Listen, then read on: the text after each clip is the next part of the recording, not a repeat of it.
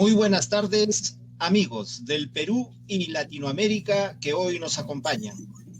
Damos la más cordial bienvenida a los colegas de Chile, Colombia, Venezuela, Guatemala, México, de nuestros connacionales de las regiones Tacna, Moquegua, Ica, Puno, Lima, Cajamarca, Ayacucho, Cusco, Ancash, Apurímac, Huánuco, El Callao, Junín, Tumbes, Huancavelica y Arequipa. En esta ocasión, quien les habla, el profesor Carlos Villegas Aquise, especialista de educación, y tendrá a cargo la moderación del programa.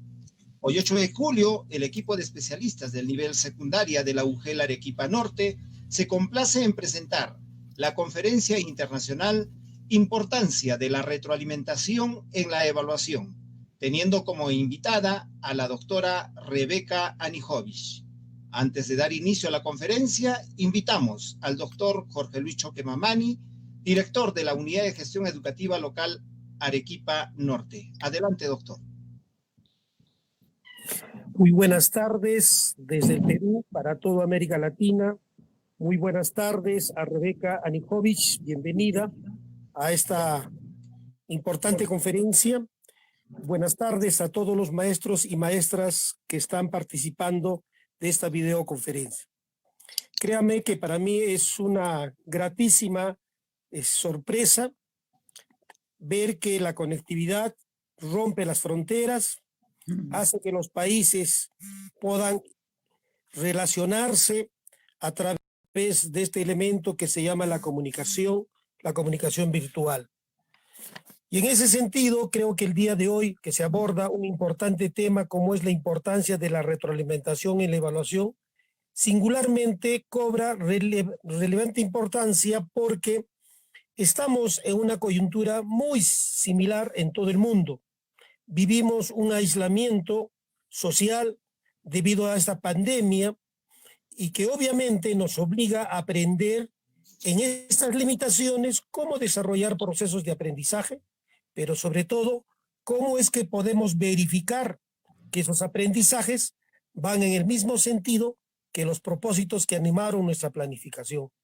En ese sentido, resulta singularmente importante la retroalimentación de la evaluación, porque nos permitirá ver qué cosas de lo que nosotros hemos verificado tenemos que ajustar, qué aspectos probablemente no estemos tomando en cuenta, y en esta reflexión compartida seguramente podremos ir mejorando nuestras estrategias, podemos ir mejorando nuestros resultados.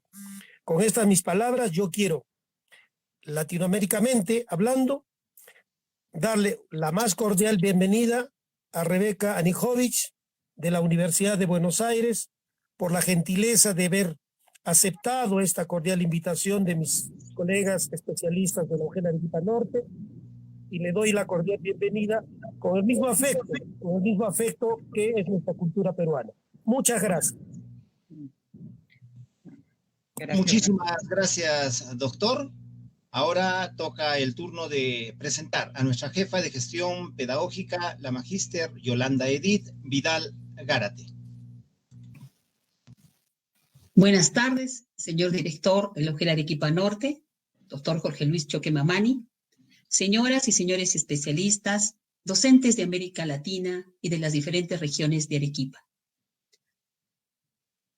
Hoy me siento muy orgullosa de recibir a la doctora Rebeca Anijovic, quien escuchó nuestro llamado y se comprometió a compartir sus experiencias y sus investigaciones con el único objetivo de fortalecer y contribuir a la mejora de nuestra práctica docente.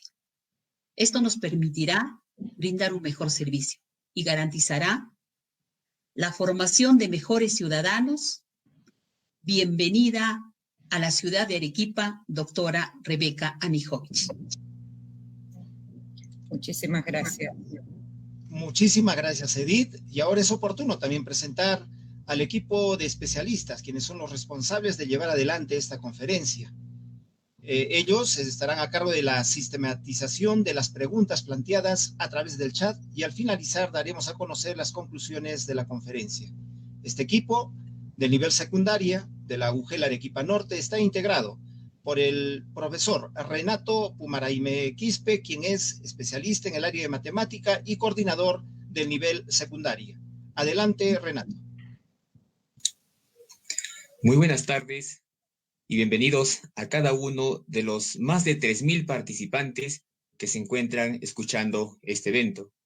Este evento está dedicado a todas aquellas personas para las que aprender, aportar y ser mejores cada día es satisfacción de toda su vida. Bienvenidos a todos ustedes. Muchísimas gracias, Renato. Y ahora toca el turno también de presentar a nuestra especialista del área de ciencia y tecnología. Nos referimos a la profesora Zulma Zulú Fernández Concha. Bienvenida, doctora Rebeca, estimados colegas, bienvenidos a la Ciudad Blanca de Arequipa, a este ciclo de conferencias internacionales organizado por el equipo de especialistas de secundaria del UGEL Arequipa Norte. Esta actividad está enmarcada dentro del plan JALE, que ya todos conocemos. Juntos avanzamos liderando en educación. Estamos seguros de que todos vamos a aprovechar las enseñanzas de este tema, que es muy importante. Gracias. A continuación, invitamos a tener el uso de la palabra al especialista del área de comunicación. Nos referimos a la magíster Maribel Romero López. Bien, a todos un saludo fraternal, a toda América Latina y a todos mis amigos de todo el Perú. Bienvenidos, amigos. Gracias. Contamos bien en esta mesa de honor con la presencia de la especialista del área de inglés y educación para el trabajo. Nos referimos a la profesora Jenny Pajuelo Quispe. Muy buenas tardes, estamos muy complacidos por la participación en este webinar internacional junto a la doctora Rebeca, donde podremos absolver muchas inquietudes que tenemos. Muy amables, buenas tardes. Para culminar la presentación del equipo de especialistas, vamos a invitar a Oswaldo Tanco-Guamaní, especialista del área de Ciencias Sociales y Tutoría. Ante todo, buenas tardes, colegas del Perú y Latinoamérica. Estoy seguro que hoy será un día de aprendizaje significativo para todos. Les envío gratos saludos desde Arequipa, conocida como la Ciudad Blanca, rodeada de 3 volcanes y una campiña onerosa. Bienvenidos. Muy bien, antes de dar inicio a la conferencia, brindaremos algunos lineamientos para llevar adelante este evento. Debemos de indicar que los participantes deberán de registrar su asistencia en el link adjunto en el chat. Durante la conferencia se podrá realizar preguntas a través del chat, las cuales serán sistematizadas por el equipo de especialistas. La conferencia será grabada y luego puesta a disposición de cada uno de los participantes registrados bajo la asistencia. Asimismo, enviaremos el material producido el día de hoy. Siendo exactamente las 3:03 de la tarde, vamos a dar inicio a nuestra conferencia contando ya con la presencia de la doctora Rebeca Nijovic, por lo que dejo en el uso de la palabra a la magíster Maribel Romero López para la presentación oficial. Muy bien. Bueno, doctora Rebeca, bienvenida al Perú. Voy a dar lectura a toda su hoja de vida, que es extensa. Hemos hecho un pequeño resumen porque usted es una gran investigadora. Hemos leído mucho de usted, así que el Perú entero la conozca y también América Latina, mucho más de lo que ya seguramente la conoce por sus escritos.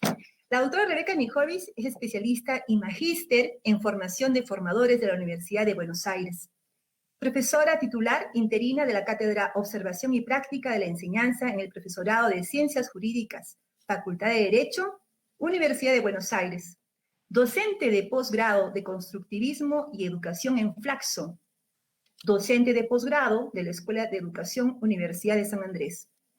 Además, es directora del Profesorado Universitario, Universidad de San Andrés, y asesora pedagógica en escuelas de Chile, Perú, Uruguay y Brasil.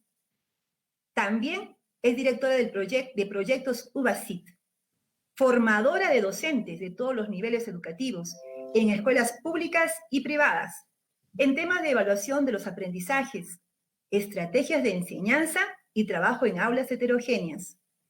También tiene muchos escritos, es coautora de una introducción a la enseñanza para la diversidad, el trabajo en aulas heterogéneas, publicado en el 2004 por la editorial Fondo de Cultura Económica.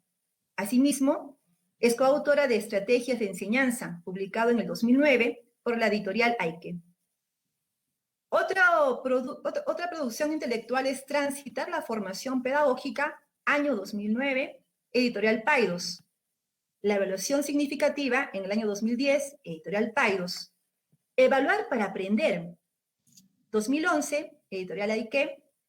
Gestionar una escuela con aulas heterogéneas, la práctica como eje de la formación, la evaluación como oportunidad, publicada en el año 2017, editorial Paidós.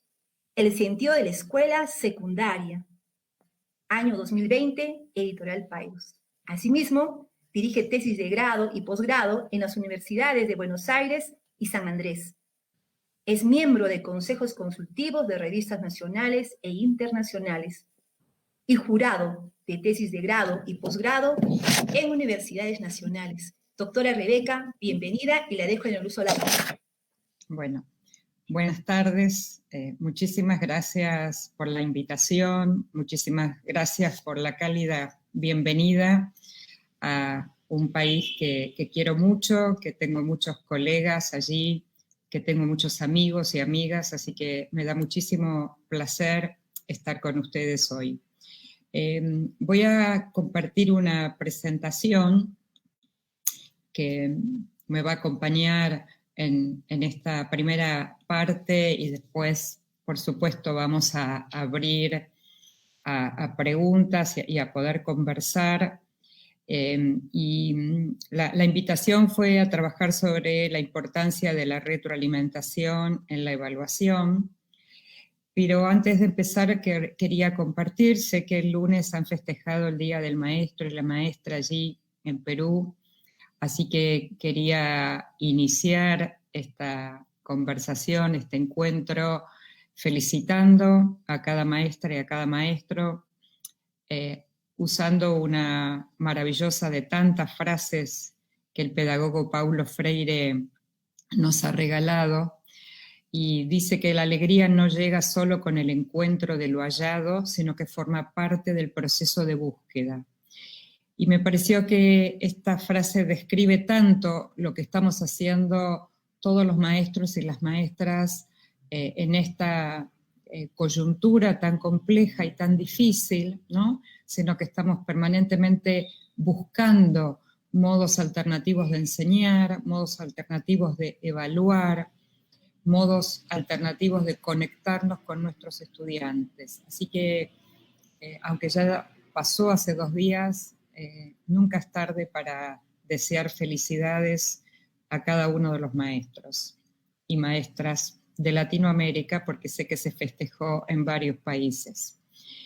Quiero comenzar primero a plantear un poquito por qué la retroalimentación ocupa un lugar tan importante, por qué hablamos tanto de retroalimentación, y entender un poquito que la retroalimentación viene, digamos, de la mano de la evaluación formativa. La evaluación formativa es esa evaluación de proceso, de recorrido, que permite, por un lado, dar cuenta de los aprendizajes y, por otro lado, ofrecer retroalimentación con el propósito de mejorar los aprendizajes de los estudiantes. Nosotros tenemos acceso en los últimos, por lo menos, 20 años a muchísima producción académica sobre el campo de la evaluación formativa y en particular sobre el tema de la retroalimentación. Entonces, si bien el tema de la evaluación formativa es mucho más amplio, yo lo que voy a abordar en esta conferencia es este aspecto muy relevante de la evaluación formativa, que es la retroalimentación. Comenzar compartiendo que cuando nosotros nos referimos a la retroalimentación estamos en principio señalando 3 dimensiones que tenemos que tener en cuenta cuando pensamos en la retroalimentación. Una es la dimensión cognitiva. La dimensión cognitiva nos hace reflexionar acerca de sobre qué vamos a ofrecer retroalimentación, o sea, qué aspectos del desempeño de un estudiante o de la producción de un estudiante vamos nosotros a ofrecer retroalimentación, es decir, responder a la pregunta cuál es el contenido de la retroalimentación que vamos a ofrecer. La segunda es una dimensión estructural que nos lleva a preguntarnos cuestiones de organización. ¿Cómo vamos a ofrecer esa retroalimentación? ¿Qué recursos vamos a utilizar? ¿Qué estrategias? ¿Qué medios vamos a utilizar? ¿La vamos a hacer en forma escrita, en forma oral? ¿Vamos a utilizar en estos momentos el teléfono celular, una plataforma? Es decir, ¿cuál va a ser la organización? Todas las semanas vamos a ofrecer retroalimentación, vamos a ofrecerla a algunos estudiantes de manera individual, a otros grupalmente. Es decir, todas estas preguntas que responden a la estructura, a la organización de la retroalimentación. Y una tercera dimensión, que es la dimensión socioafectiva. Nosotros cuando ofrecemos retroalimentación siempre impactamos emocionalmente en los estudiantes, es decir, las cosas que nosotros les decimos a los estudiantes en los distintos formatos de la retroalimentación tienen algún impacto emocional, también social, porque ese impacto de la retroalimentación es sobre un sujeto, pero ese sujeto está en un contexto familiar, en un contexto social. Entonces, cuando yo defino, por ejemplo, cómo voy a dar retroalimentación, sobre qué aspectos y demás, también tengo que considerar quién es el sujeto que la va a recibir y en qué contexto está ese sujeto en estos momentos particulares de aislamiento en la que nosotros no tenemos a los estudiantes a nuestro lado en nuestras escuelas. Por supuesto que cuando planteamos estas dimensiones, también estamos pensando en algo que no es menor, que es las competencias de comunicación que tenemos cuando nosotros ofrecemos retroalimentación. La forma en que lo hacemos determina muchas veces el contenido del mensaje. Esto no es un tema solo de la retroalimentación, sino es un tema también de la comunicación. ¿Cuántas veces nosotros decimos algo de alguna manera que no es la mejor manera y entonces la persona que recibe esa comunicación nuestra no la puede recibir, no porque el contenido de la misma no sea importante, sino por la forma en que hemos elegido, a veces también el sentido de oportunidad, cuándo se lo decimos, en qué momento. Entonces, formarnos en competencias de comunicación para saber también no solamente qué comunicar y cómo organizar esa retroalimentación, sino también el modo en que los vamos a comunicar, o sea, cómo vamos a funcionar nosotros como comunicadores. ¿Qué características tiene hoy esta retroalimentación? Que a diferencia de años atrás, donde, digamos, no es un tema nuevo hablar de retroalimentación, lo que pasa que el campo de investigación de hoy habla de una retroalimentación formativa que tiene una característica muy importante que no es unidireccional, es decir, antes la retroalimentación era lo que yo le decía a un estudiante acerca de si su producción o su desempeño estaba bien o mal, y era unidireccional. El estudiante recibía esa información, de alguna manera, esa devolución que yo le ofrecía.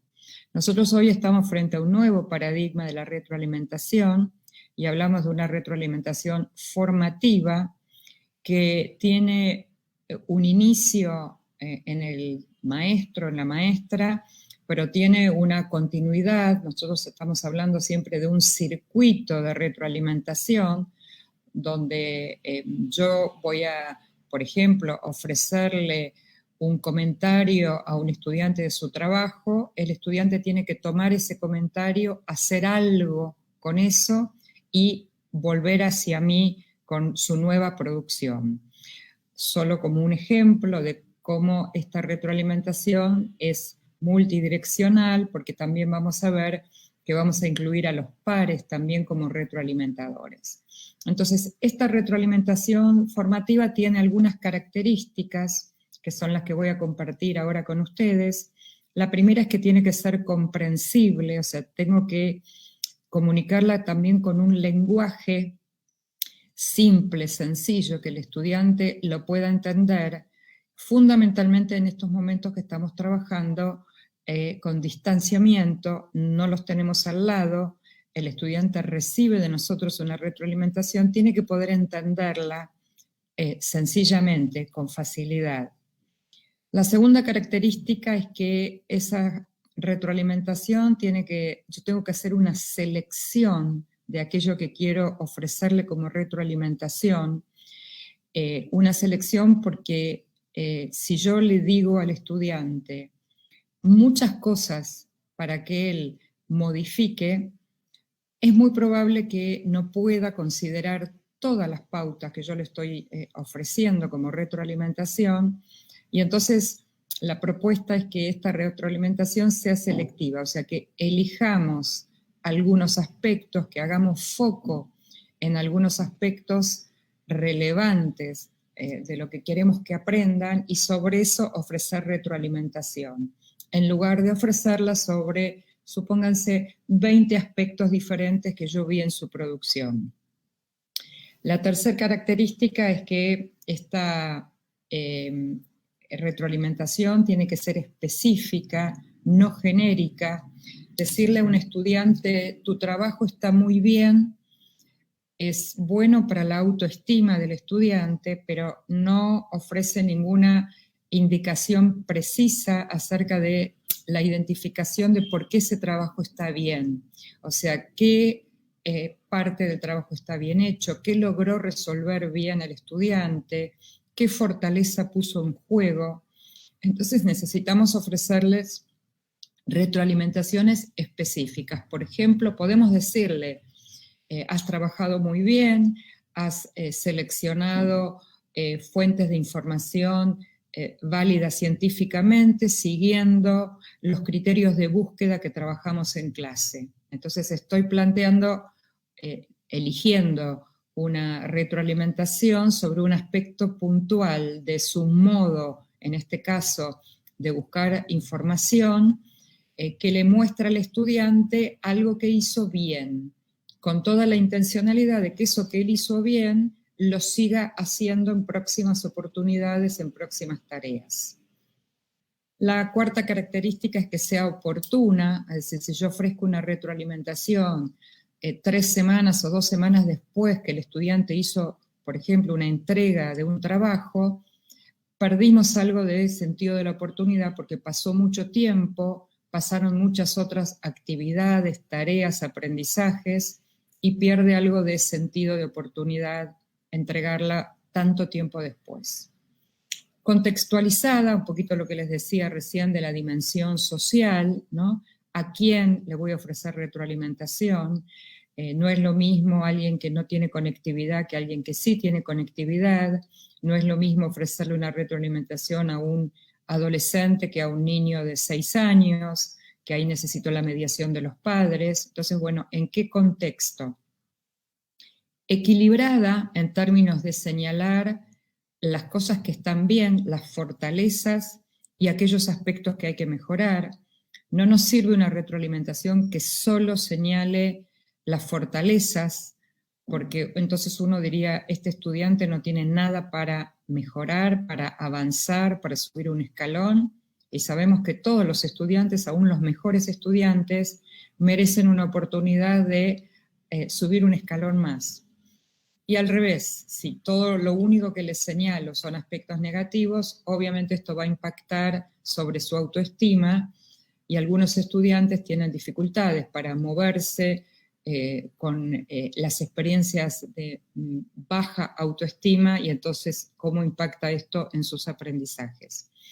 Y la última característica es que sea propositiva, es decir, que esté mirando al futuro y no solamente al pasado. ¿Por qué planteo esto? Porque una de las investigaciones más interesantes que han hecho Black y William, expertos ingleses que son expertos en este tema de la evaluación formativa y de la retroalimentación, han hecho investigaciones a partir de los comentarios de profesores diciendo que trabajaron mucho escribiendo retroalimentaciones para darle a sus estudiantes y que sus estudiantes no las leen. Y eso fue una preocupación muy importante que los llevó a hacer muchas investigaciones y encontraron algunas conclusiones bien interesantes. Una de ellas era que la evaluación era sobre un hecho pasado, con lo cual el estudiante lo que decía es, si esto ya pasó, ¿para qué debería leer esta retroalimentación? Y la segunda respuesta que encontraron es que la retroalimentación ofrecida no les pedía a los estudiantes concretamente que hiciera algo con ella.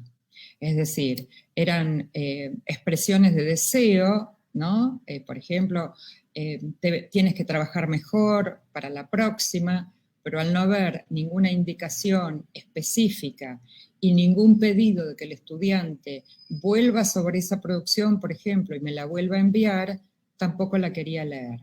Entonces, por eso surge esta idea de cómo la retroalimentación tiene que incluir una mirada fuerte hacia el futuro.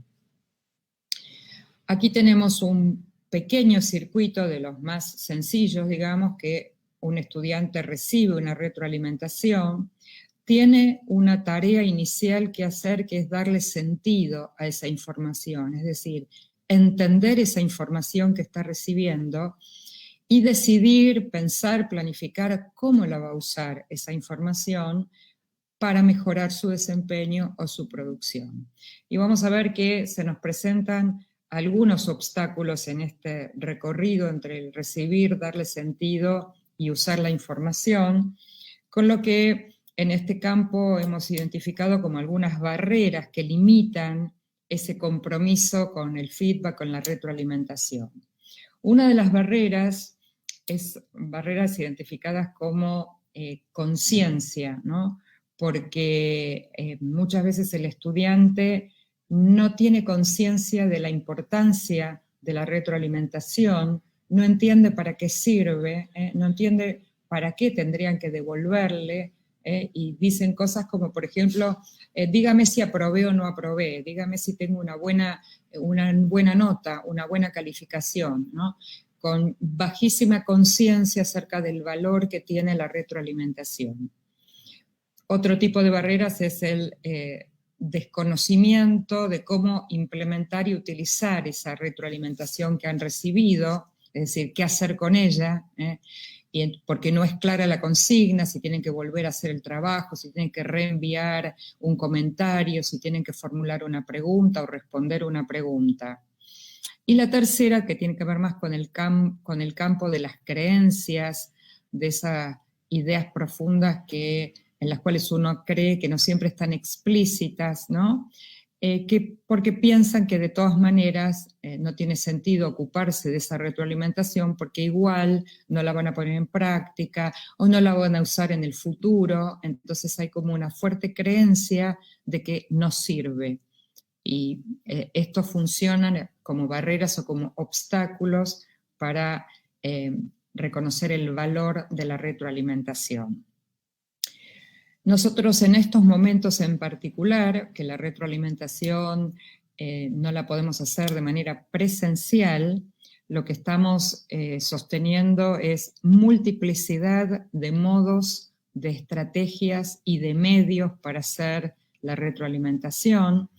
El cara a cara, por supuesto, si tengo la posibilidad de estar en una plataforma o dialogar con un video o con una llamada telefónica que me permita hacer algo más personalizado, cualquier tipo de registro digital, comentarios, por supuesto, escritos a mano, las rúbricas como instrumentos que fueron creados fundamentalmente para ofrecer retroalimentación, grabaciones digitales, podcasts, audios, o sea, todas las posibilidades que la tecnología me permite, la radio en lugares donde no hay conectividad, entonces cómo usar la radio de un pequeño pueblo para que el maestro o la maestra haga algunos comentarios de devolución a los estudiantes. ¿Y por qué además necesitamos toda esta variedad más allá de la pandemia? Porque también tenemos mucha investigación mostrando que el estudiante recibe mejor la retroalimentación cuando la va recibiendo a través de distintos canales, de distintas maneras, y no siempre, por ejemplo, recibirlo de manera escrita.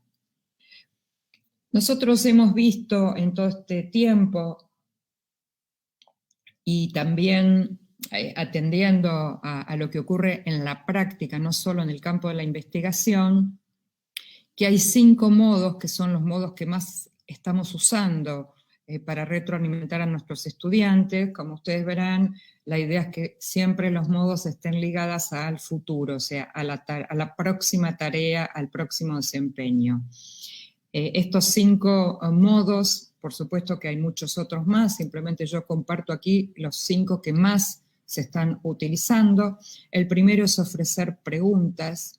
Un buen modo de retroalimentar, en lugar de darle una sugerencia o decirle algo al estudiante de lo que está haciendo, es ofrecerle preguntas, por ejemplo, preguntas que tenga el estudiante que pensar para responder y que fundamentalmente tienen que ver con el modo en que está aprendiendo. Es decir, ¿cómo te diste cuenta que tenías que trabajar de este modo? Cuéntame qué recorrido has hecho para resolver este problema. Mucha pregunta vinculada a el modo en que ese estudiante está aprendiendo, y a partir de las respuestas obviamente puede iniciar una conversación o un diálogo con él a través del medio que yo haya elegido. La segunda estrategia es describir el trabajo del estudiante, y esto en imágenes como si el estudiante se mirara en un espejo, mirara su producción en un espejo, ¿no? Porque muchas veces el estudiante hace un trabajo, hace una tarea, y no tiene muy claro, no tiene mucha conciencia acerca de cómo lo hizo, y solo está buscando saber si está aprobado o no está aprobado, como les decía antes. Entonces a veces nosotros describirle lo que hizo, por ejemplo, has encontrado 3 maneras diferentes de solucionar el problema, eso te permite a ti comparar una solución con otra, que no es más que decir lo que él hizo. Y entonces el estudiante, mirando en espejo lo que ha hecho, empieza a darse cuenta de efectivamente qué es lo que ha hecho, y otra vez esto me abre la posibilidad de establecer un diálogo para armar un circuito de la retroalimentación. Valorar avances y logros, y en eso les conté antes con la idea de que sea una valoración específica, identificando alguna parte del trabajo que está bien hecha, alguna fortaleza que el estudiante puso al desarrollar una competencia, una capacidad. Lo mismo con los logros. La cuarta estrategia es ofrecer sugerencias, y tiene las mismas características que la valoración, sugerencias específicas. De nada sirve decirle tienes que trabajar mejor, porque el estudiante no sabría qué es lo que tiene que hacer mejor. Y la quinta es ofrecer andamiaje, que es como un paso más de la sugerencia, porque en el andamiaje yo lo voy a acompañar, por ejemplo, ofreciéndole un ejemplo, o contándole cómo yo lo resuelvo, mostrándole cómo yo lo hago, después pidiéndole que él me muestre cómo lo hace, y a partir de eso iniciar el circuito, digamos, de conversación, de diálogo, para continuar con la retroalimentación.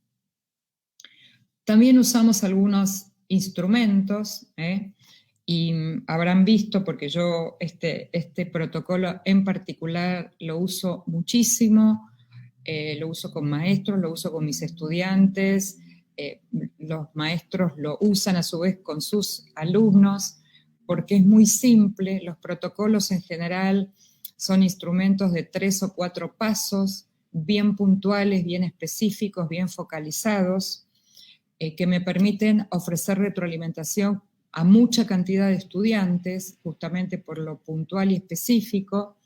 Este es el protocolo llamado SER, la S de seguir haciendo. Entonces yo le digo a un estudiante que siga haciendo algo de su trabajo, que está haciéndolo bien. Le digo que empiece a hacer algo que todavía no se visualiza en su trabajo o en su desempeño, y le digo que revise algún aspecto que evidentemente no está bien logrado. Como ustedes verán, es puntual, es bien específico, lo puedo hacer por escrito, lo puedo grabar en audio, puedo mandar un WhatsApp con este protocolo, y como por supuesto, en la web hay un montón de ejemplos de protocolos que también podríamos utilizar. Las rúbricas son instrumentos que hace un tiempo se comenzaron a usar. Yo particularmente creo que hay muchas rúbricas en Internet que no son rúbricas, que tienen el título de rúbricas, pero en realidad son pautas de cotejo, y no son rúbricas, sobre todo las que mencionan frecuencia, cantidad, ¿no? Aquellas que dicen que, por ejemplo, el estudiante comprende mucho, comprende poco, no comprende, y esa categoría no corresponde a una rúbrica, porque ¿qué significa mucho, poco, nada? ¿O qué significa comprende siempre, comprende a veces, comprende nunca? Digamos, la frecuencia y la cantidad no nos da información de la calidad de los desempeños y de las producciones de los estudiantes. Entonces, preferimos utilizar rúbricas para los aspectos más complejos del aprendizaje. Para los aspectos más procedimentales, por supuesto que podemos usar pautas de cotejo, pero fíjense que acá la rúbrica tiene arriba los objetivos que los estudiantes, o las metas, como la llaman en distintos países, que el estudiante tiene que alcanzar para que cuando él trabaje con esta rúbrica, que la va a tener todo el tiempo en su carpeta, en sus materiales, pueda mirar su producción y decidir en qué nivel de calidad está, recordando siempre cuál es el objetivo, la meta que tiene que lograr. Entonces ustedes verán acá los objetivos, del lado izquierdo en este ejemplo 2 capacidades para evaluar, la capacidad para reflexionar, la capacidad para planificar una investigación, y lo que tenemos adentro son descriptores que no incluyen ni cantidad, ni frecuencia, ni palabras valorativas como tú reflexionas muy bien o planificas muy bien una investigación, porque otra vez eso no da ninguna información. Y tenemos una columna de comentarios para ofrecer retroalimentación, ya sea de un docente al estudiante, de un par, de un estudiante a otro estudiante, o comentarios que el propio estudiante pueda escribir. También tenemos hoy la posibilidad de trabajar con bitácoras y portafolios, las bitácoras de viaje, los portafolios que reúnen quienes trabajan hoy, por ejemplo, con plataformas. Muchas de las plataformas permiten que los estudiantes vayan subiendo algunos de los trabajos que hacen a modo de ir conformando un portafolio que vaya mostrando el recorrido y el proceso. Lo mismo con las bitácoras, ¿no? Como si fuera un diario de viaje, y a cada tanto hacer una parada, como si hiciera una parada en un viaje, y poder revisar qué es lo que han recorrido hasta ahora, cómo lo han hecho, qué dificultades han encontrado, qué valdría la pena retomar, recuperar, volver a hacer, etc. Y por último, nosotros, los docentes, los adultos que ofrecemos retroalimentación, algunos criterios para considerar. Nosotros, para poder ofrecer retroalimentación y que ésta sea bien entendida por los estudiantes, una de las condiciones es que seamos fuentes confiables y creíbles para los estudiantes, es decir, que lo que le vamos a ofrecer como retroalimentación, el estudiante confíe en nuestros criterios, confíe en nuestra voluntad de ayudarlos a mejorar sus aprendizajes. Ser sensible acerca de dónde se encuentra el estudiante, o sea, no solamente en el contexto social del que hablábamos hace un ratito, sino también en su proceso de aprendizaje, cuán lejos está, por ejemplo, de alcanzar las metas de aprendizaje. Ofrecer de manera constructiva orientaciones para las futuras tareas, para los futuros desempeños. Formular preguntas poderosas, interesantes, para que el estudiante pueda pensar, reflexionar acerca de qué es importante y por qué es importante aprender. Y no solamente valorar avances y logros, sino también celebrarlos, ¿no?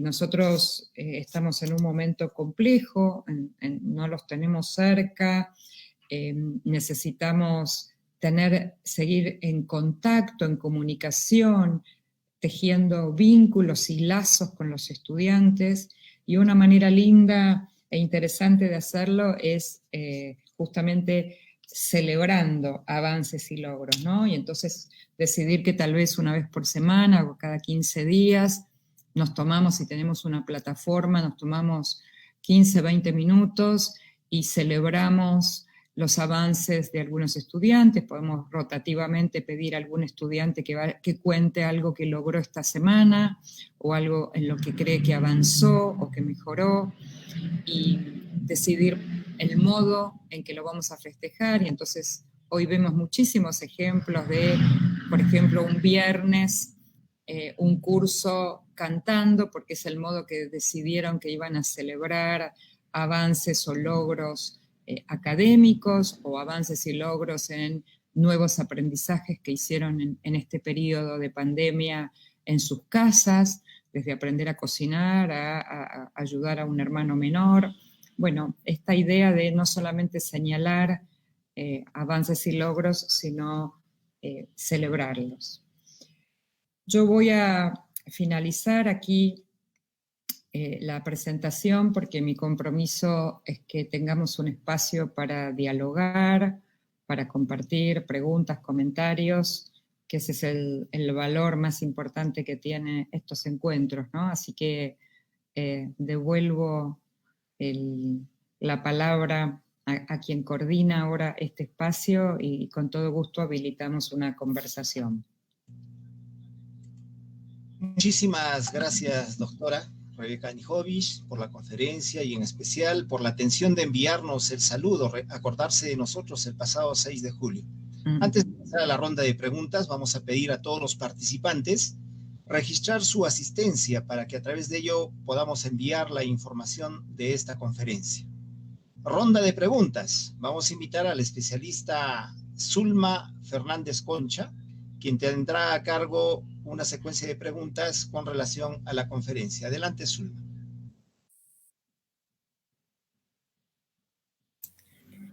Gracias, profesor Carlitos. Sí, efectivamente, ya tenemos preguntas que nuestros colegas nos han hecho llegar, y tenemos la primera, ¿no? Les voy a leer.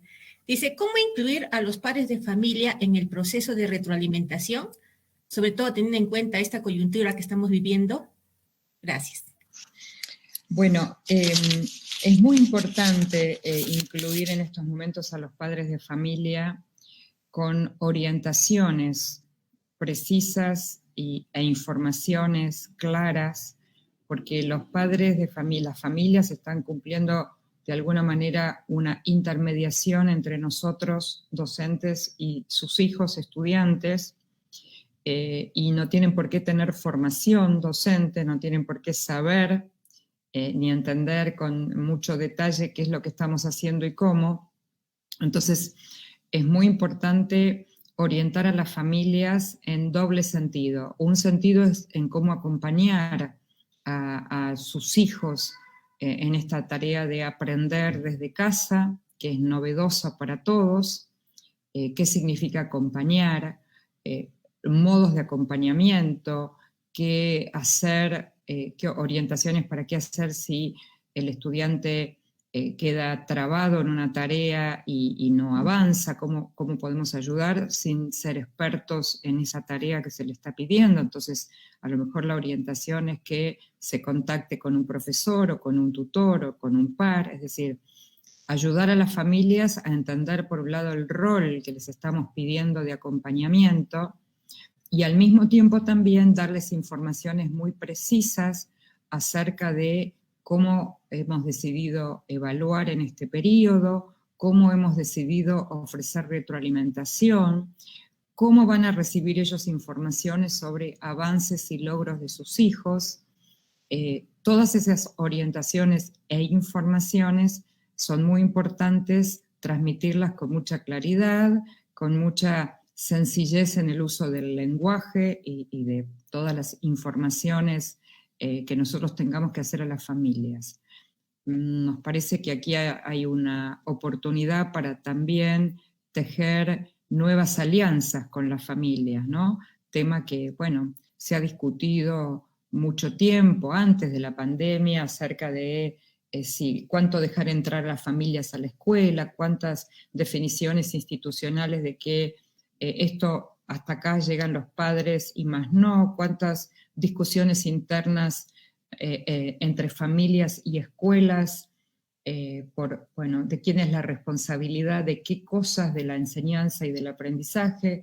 Entonces nos parece que se abrió una oportunidad de tejer una nueva alianza, ¿no? De juntarse con las familias con un mismo propósito, que es educar mejor a todos los niños, las niñas, los jóvenes, pero necesitan orientaciones. Y esas orientaciones no son individuales, no es yo maestra, le doy una orientación a las familias de mi curso, sino se espera que sean institucionales, que sean propuestas consensuadas, acordadas con los equipos directivos, con los equipos docentes de las instituciones, para ofrecer un marco de coherencia a este pedido, y obviamente con las diferencias de lo que implica acompañar a alguien de nivel jardín pequeño, de nivel preescolar, lo que significa acompañar a un niño de primaria, a un adolescente de secundaria, es decir, en los distintos niveles las orientaciones tendrán algunas variaciones, pero es parte de nuestra responsabilidad en estos momentos.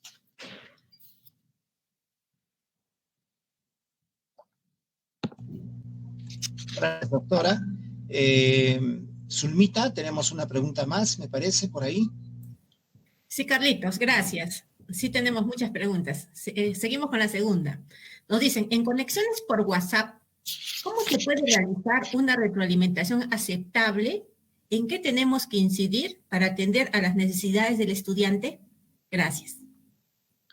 El WhatsApp, en particular, digo, el audio que tiene el WhatsApp es a mi gusto, digo, yo lo uso bastante, es un buen instrumento porque uno graba una explicación que a lo mejor si la tuviera que escribir lleva muchísimo más tiempo, y en general tenemos muchos estudiantes y mucha retroalimentación en estos momentos es requerida porque los tenemos lejos, no los tenemos al lado en el aula, donde uno a veces oralmente le dice algo y eso es suficiente.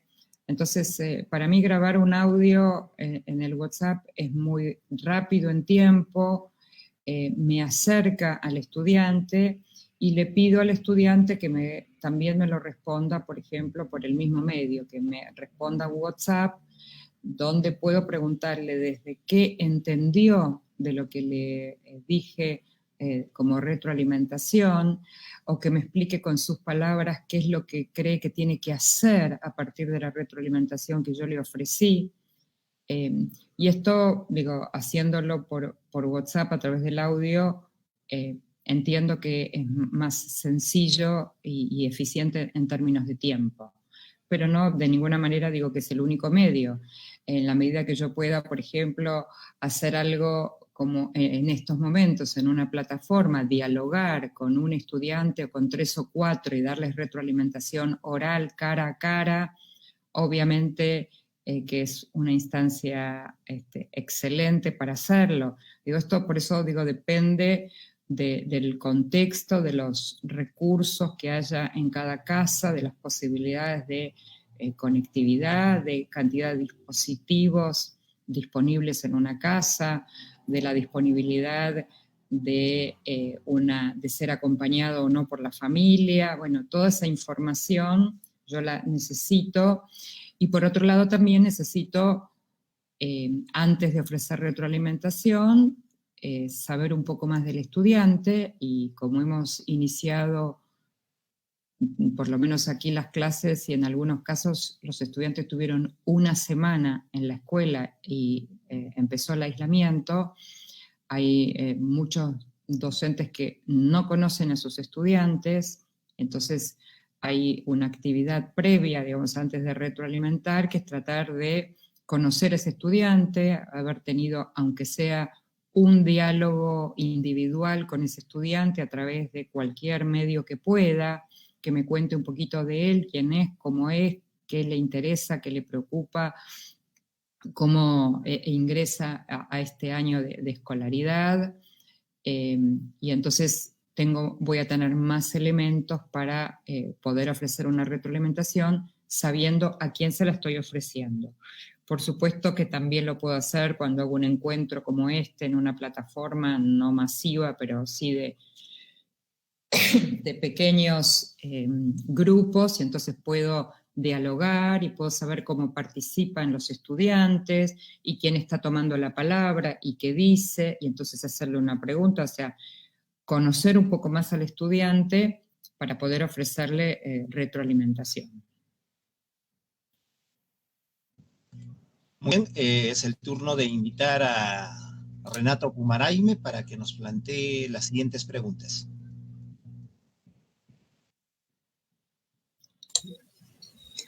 Pregunta una maestra y nos indica si es que hay diferencias o cuán diferente es la retroalimentación virtual de la retroalimentación presencial. Si existen investigaciones acerca de cuán, en cuanto a la calidad, ¿no? Hay investigaciones al respecto porque no es nuevo ofrecer retroalimentación virtual, o sea, antes de la pandemia también había muchos programas, no la enseñanza primaria, tal vez en pocos casos la secundaria, pero sí la terciaria y universitaria, mucho aprendizaje en línea, con lo cual hay investigación sobre la retroalimentación en línea. Creo que el fenómeno más novedoso es la retroalimentación en línea con los niños más pequeños, ¿no? Con los niños de nivel preescolar, con los niños de kinder, con los niños de primaria, y también diría de secundaria, porque la mayoría de los adolescentes van a la escuela presencial. Entonces, la experiencia en investigación que hay fundamentalmente es de nivel superior en términos de retroalimentación. Tenemos algunas diferencias que claramente podemos identificar, o sea, el cara a cara, el valor que tiene mirarle la cara al estudiante, la actitud, cómo sus gestos, ¿no? Todo lo que es la comunicación no verbal. Si yo envío un audio, no puedo ver cómo reacciona o cuál es su sentimiento, cómo es su cara, y eso no lo tenemos hoy, salvo que tengamos, esta posibilidad de hablar cara a cara en un encuentro con alguna plataforma. Eso es diferente y estamos notando esa ausencia, pero no solamente para retroalimentar, esa ausencia también para enseñar, esa ausencia también para trabajar colectivamente. Entonces, en ese punto hay diferencia. En cuanto a los modos de retroalimentar, en cuanto al uso de protocolos, de rúbricas y todo eso, esos instrumentos se pueden usar, si se usan bien, se están usando tan bien en modo presencial como en modo virtual, porque no se olviden que no es solamente entre presencial y virtual, también la distinción entre lo que es sincrónico y lo que es asincrónico, entre lo que en cuanto las retroalimentaciones están asociadas a propuestas interesantes de trabajo, porque para yo poder retroalimentar es porque antes hubo una propuesta, y entonces yo también tengo que pensar en la calidad de esa propuesta, o sea, si esa propuesta fue desafiante e interesante, o esa propuesta fue, supónganse, simplemente contestar verdadero o falso a una serie de afirmaciones, con lo cual la única retroalimentación que podría darle es si contestó bien o mal. Y entonces cambia totalmente el sentido de la retroalimentación formativa. Entonces, las diferencias fundamentalmente tienen que ver con la comunicación no verbal, gestual, corporal, que yo puedo identificar cuando estoy al lado, o cuando tengo la suerte y posibilidad de sincrónicamente sentarme y hablar como yo estoy hablando ahora con algunos de ustedes, y puedo ver la cara y escuchar sus respuestas y esperar que me haga una pregunta y un gesto de entiende, no entiende. En eso sí tenemos diferencia, pero en el resto, bueno, estos 3 meses nos han demostrado que hemos podido trabajar con retroalimentaciones potentes, con modos de llegar a los estudiantes a través de diferentes medios, ¿no? Sabiendo que no es igual enseñar de manera presencial que enseñar de manera virtual o asincrónica, ¿no?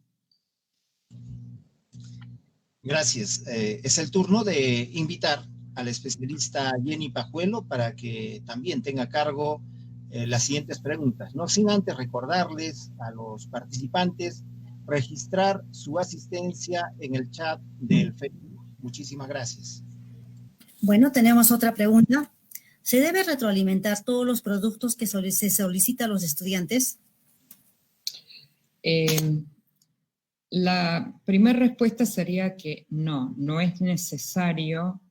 No es necesario porque estamos en una situación excepcional, porque seguramente les pasará a ustedes también que estamos trabajando muchas más horas de las que trabajábamos en la modalidad presencial, por todo lo nuevo, incierto, complejo de esta situación.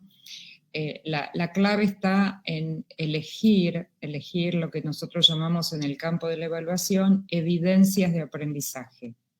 Y entonces, si yo les propongo, supónganse a los estudiantes, 7 u 8 tareas, mi planeamiento anterior me va a hacer identificar cuál de esas 7 u 8 son evidencias de aprendizaje. ¿Por qué digo? Porque a lo mejor hay 2 o 3 que son parecidas, o hay una que engloba los conocimientos realizados en las tareas anteriores. Entonces no necesito todas las tareas recibirlas y dar retroalimentación. Probablemente recibirlas sí, porque me dan información de cómo el estudiante está avanzando o no, pero retroalimentación es elegir, por un lado, evidencias de aprendizaje, y esas evidencias que sean diversas. Por ejemplo, una producción escrita, una producción grabada o filmada, una producción oral donde yo lo escuche explicar con sus propias palabras algo. Es decir, usar variedad de evidencias para darme cuenta yo si el estudiante está aprendiendo. Entonces, digo, no necesito todas, o sea, puedo pedir que me entreguen todas las tareas, pero voy eligiendo las que están más cerca de mostrarme si el estudiante está acercándose a cumplir la meta o el objetivo a lograr. Y eso requiere un planeamiento previo, es decir, requiere pensar cuál es mi propuesta de enseñanza, cuáles son las metas de aprendizaje, cuáles van a ser mis propuestas de enseñanza, qué les voy a proponer a mis estudiantes hacer, de eso que les voy a proponer hacer, cuáles voy a retroalimentar, porque son evidencias de cómo está aprendiendo, y por supuesto, junto con eso, explicitar los criterios de evaluación, o sea, presentar al inicio del trabajo con la unidad, con el proyecto, con el caso, con el problema, con lo que sea, los criterios de evaluación, ya sea con una rúbrica, con pautas de cotejo, que le permitan también al estudiante, un tema del cual yo no hablé en esta conferencia, que es todas las propuestas de autoevaluación, ¿no? De este desarrollo, de esta capacidad de autonomía, de aprender a aprender, que forma parte también de la evaluación formativa y que debería llevar a que el estudiante, algunas, por ejemplo, producciones que hace, pueda autoevaluarse con la misma rúbrica que estamos usando, con la misma pauta de cotejo, con algún protocolo. Entonces podemos tener algunas evidencias que recogí yo como profesor, algunas evidencias que el estudiante se autoevaluó y obviamente me manda a mí ese material, y algunas propuestas que hagamos de evaluación entre pares. Entonces finalmente voy a reunir un conjunto de evidencias que me va a permitir de alguna manera diagnosticar cómo ese estudiante está avanzando, cómo ese estudiante está aprendiendo, y obviamente habrá una parte de todo esto que terminaré de certificar seguramente el día que vuelva a un momento más presencial o a través de algún mecanismo donde pueda, por ejemplo, dialogar con el estudiante, preguntarle, por ejemplo, cómo hizo si yo tengo dudas o me parece que las evidencias no son suficientes, podría dialogar con él o con ella y preguntarle cómo hizo ese trabajo, cómo llegó a esa producción, qué dificultades tuvo, qué le resultó más fácil, y de esa manera también voy relevando algo de información que también me va a permitir ofrecer retroalimentación y saber cómo está aprendiendo ese estudiante. Bien, muchísimas gracias. Y continuando con esta ronda de preguntas, invitamos al profesor Oswaldo Tanco para que nos plantee la siguiente pregunta. Buenas tardes. La pregunta nos dice, ¿la rúbrica siempre debe considerar comentarios? No es obligatorio que considere comentarios. Lo que pasa es que la rúbrica es un buen instrumento que nos ayuda en la retroalimentación. Es decir, si un estudiante se marcó en un nivel de calidad, como él se autoevalúa en su producción, si tengo la necesidad de comentar algo de eso, lo puedo hacer en la rúbrica. Pero no es obligatorio, digamos. Hay rúbricas que están muy bien hechas y que el estudiante se autoevalúa y yo también completo la misma rúbrica. Y si donde él se ubicó es el mismo lugar donde yo lo ubiqué en la rúbrica, no habría ninguna necesidad de agregar nada. En cambio, si él se ubicó, por ejemplo, en un nivel muy alto en la rúbrica y yo lo ubiqué en un nivel más bajo, probablemente tengamos que o conversar o escribir algún comentario o algo de esto, ¿no? Correcto, y ya para concluir esta ronda de preguntas, sin antes no dejar de mencionar el registro de asistencia a los participantes de esta conferencia virtual. Vamos a invitar a la magíster Maribel Romero López para que tenga a cargo las siguientes preguntas. Doctora Rebeca, ¿se puede realizar una retroalimentación masiva a varias personas a la vez o debe ser siempre individual la retroalimentación? Muchas gracias. Bueno, en realidad no hay que elegir entre una y otra. Se pueden hacer los dos tipos de retroalimentaciones. Hay momentos que, más, se pueden hacer individuales, se pueden hacer en pequeños grupos y se pueden hacer en grupo grande. La investigación nos dice que la menos efectiva es la de grupos grandes, ¿no? Porque cuando uno hace una devolución en grupos grandes, muchas veces sucede que el estudiante a quien uno le dirigiría parte de la retroalimentación, muchas veces no reconoce que es a él a quien está dirigiendo, ¿no? Es como si dijera, bueno, a mí no me está hablando, no me lo está diciendo a mí, ¿no? Porque como es genérica, no ayuda a la toma de conciencia. Entonces, se sugiere, en la medida que se pueda, individual, o sea, que siempre haya alguna retroalimentación que tiene que ser individual. Y otras pueden ser a pequeños grupos. Entonces yo a 5 estudiantes le voy a dar un tipo de retroalimentación, a otros 5 otro tipo, es decir, voy a combinar entre individual, entre pares, en pequeños grupos. Bueno, eventualmente alguna vez podré hacer alguna del grupo total, pero no es la más efectiva. Pero las otras individuales en pequeños grupos, uno debería hacer de los dos tipos, ¿no? inclusive hay momentos en que algunas devoluciones son muy parecidas, ¿no? O sea, lo que yo le diría al alumno A, al B, al C y al D es similar, con lo cual puedo o escribir un texto o grabar un audio explicando y le mando ese audio a 5 estudiantes, ¿no? Y obviamente le voy a pedir que cada uno me devuelva en función de lo que yo le haya retroalimentado. Así que ambas son buenas y usar con menos frecuencia la que es con el grupo total.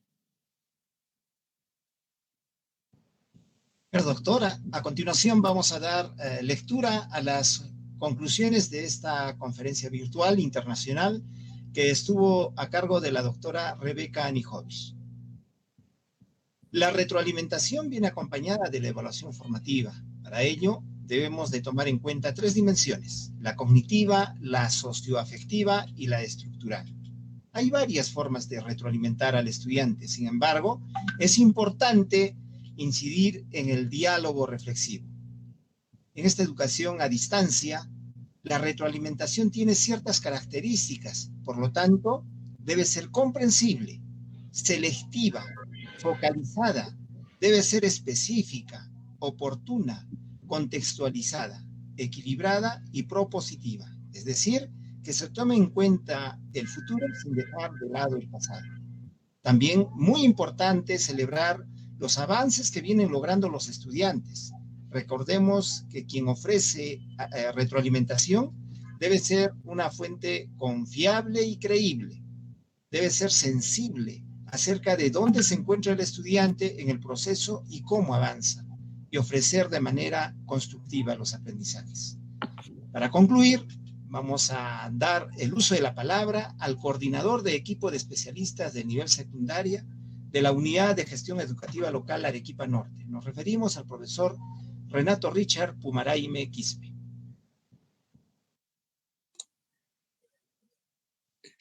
Muy bien, buenas tardes a los profesores que se han unido. Ustedes tienen en pantalla en este momento a los artífices de este evento. Están los especialistas de secundaria, el director de la UGEL Arequipa Norte, el doctor Jorge Luis Choquemamani, el especialista jefa de área, el magíster Edith Vidal Gárate, la doctora Rebeca Anijovic, ¿sí? Y de esta manera el equipo de secundaria está materializando su plan de contingencia en este contexto que estamos viviendo. Entonces, este es el primer evento que tiene este carácter y agradecemos a la doctora Rebeca Anijovic por haber aceptado nuestra propuesta. Y así seguiremos esforzándonos todos para atraer a personas investigadoras, a personas que puedan aportar al desarrollo de la educación en América Latina. Muchas gracias a todos ustedes. Citaría a todos los que están presentes y algunos nombres que recuerdo que he estado viendo en el Face: a Caridad de Tacna, por ejemplo, a Guadalupe en Lima, a Tony en Iquitos, y en Amazonas a Belinda, y así podría citar a todos los integrantes que he podido visualizar y algunos del extranjero. Muchísimas gracias a todos ustedes y hasta una próxima oportunidad. Gracias, Renato. Doctora, muy interesante la conferencia disertada el día de hoy. Y a nombre del director de la UGEL Arequipa Norte, don Jorge Luis Choquemamani, a nombre de la jefa de gestión pedagógica, de los especialistas de esta unidad de gestión educativa local, agradecemos su participación y esperamos encontrarnos en una próxima conferencia internacional.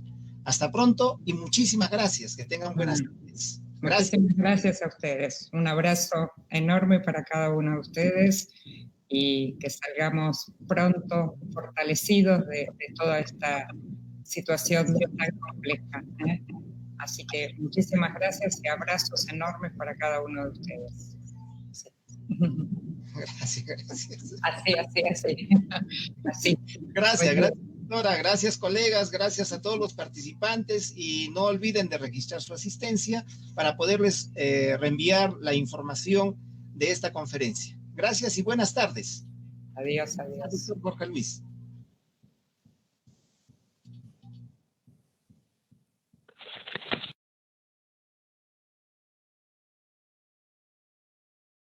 agradecimiento por esta magnífica disertación y que singularmente ha permitido unirnos en una experiencia tan valiosa que nos ha dado la doctora, y por eso, en ese sentido, les renuevo nuestro agradecimiento sincero, nuestro agradecimiento fraterno, desde la mirada que tenemos nosotros, especialmente en nuestra cultura ancestral peruana. Muchas gracias y muy buenas tardes. Gracias, doctor. Gracias, Edith. Gracias, colegas especialistas, y gracias a todos. Gracias al hermano Víctor, que nos ha apoyado mucho. Gracias al hermano Víctor Correa. Muchas gracias por su apoyo incondicional. De manera muy especial a los amigos de toda América Latina, México, Argentina, Colombia, Chile, Costa Rica, que han estado observándonos hoy día, a todos los amigos de todo el Perú, porque han venido de todo el Perú, estamos aquí unidos como hermanos en la educación de sus estudiantes para mejorar, porque todos tenemos una sola meta, maestros, que son nuestros estudiantes y lograr alcanzar una calidad educativa en América Latina. Muchas gracias. Nos vemos, amigos. Goodbye. Gracias al señor Torre, a la señora Edith, muy amables por su apoyo. Gracias, amigos. Y juntos avanzamos, liderando la educación. Cuídense mucho. Goodbye. Cuídense mucho, amigos. Pronto.